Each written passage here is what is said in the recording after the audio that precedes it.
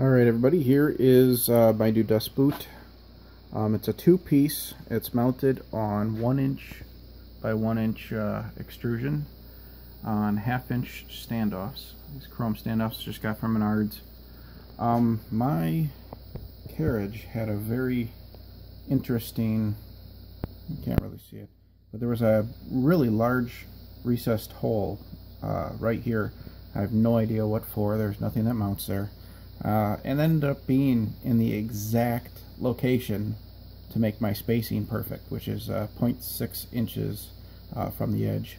Not sure what goes there, but it was in the extrusion.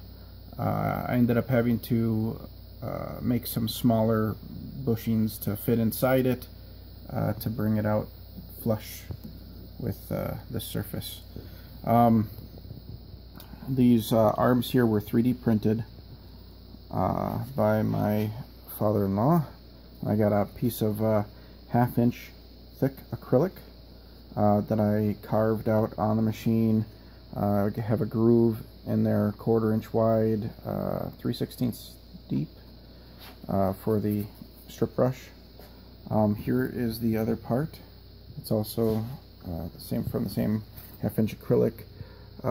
There is a piece of aluminum tube pounded into the hole. It was extremely tight. I had to file away some of the acrylic to get it to fit. And then I still put a little bit of super glue to make sure it's sealed up well. There are 2 holes, one there and one there, for the I think they call them hitch pins that go there. Some 1/4 inch hitch pins. These knobs here just found at Menards. I think they were $2.19 each. The little studs, basically, this stud here, and the studs that these knobs are made from. Let's see, I think I have an extra one right here. While you're at it, you can see I am getting ready to do a carve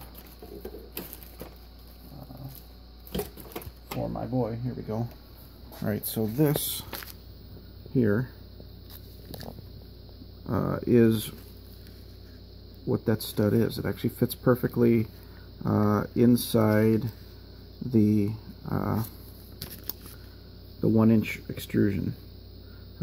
So it's a curved head screw,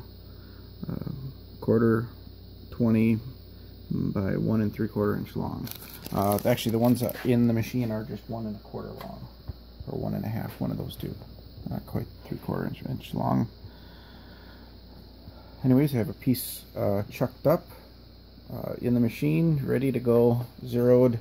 I am making some parts for to make a little treasure chest. I shouldn't say little, it's like 8 inches long and 5 inches tall, just the base.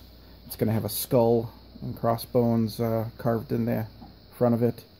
And the top is made out of lots of little pieces. Here, let's see. I'll close this out. Lots of little pieces right here that are bell-shaped, just like the top of a trunk. There's some hinge parts, and they're just going to get laminated together, glued together to form the trunk lid.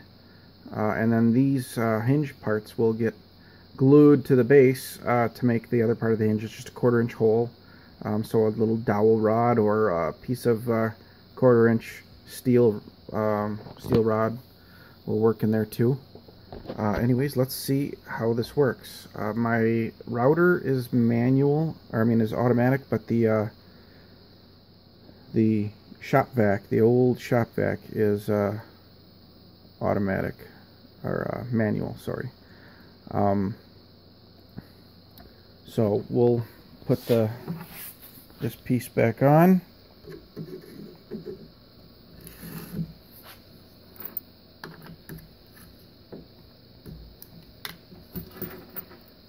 Just putting the hinge pins on.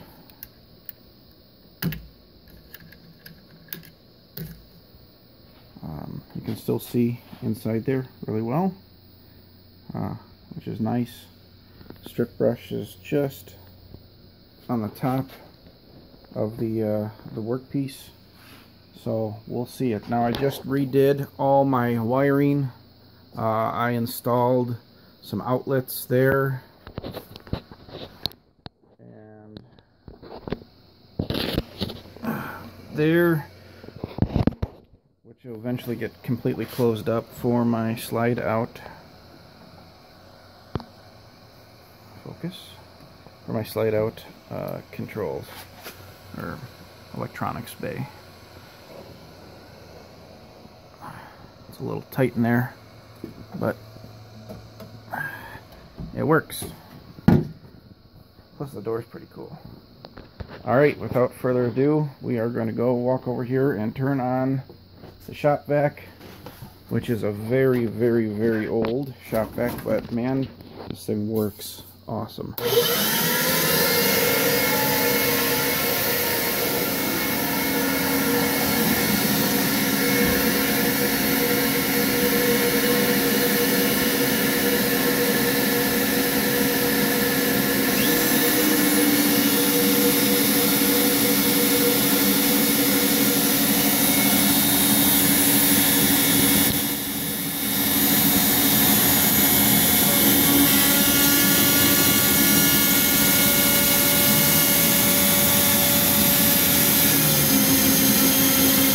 Router does not need to be on anything above 1 to do this stuff.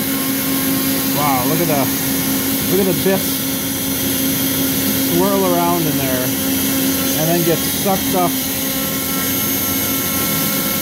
by the shop vac. I don't know if you can see that. That is really cool.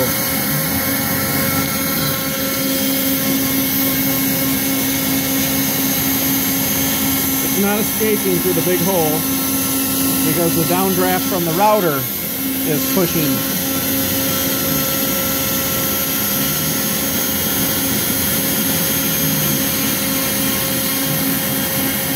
And anything it misses, it kind of picks up once it goes back over the piece.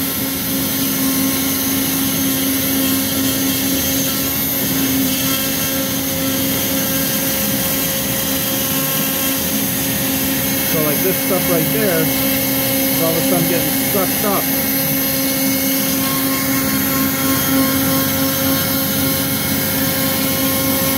I'm actually going to be able to keep my machine clean now.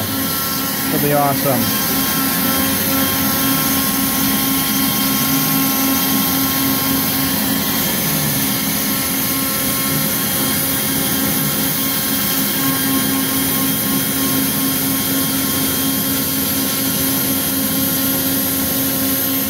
Step back so you can see it in action here.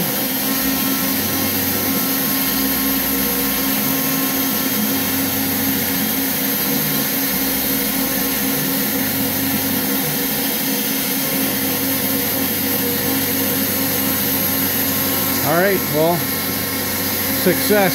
I got a good shop vac, or a good dust boot that works. I'll catch you later.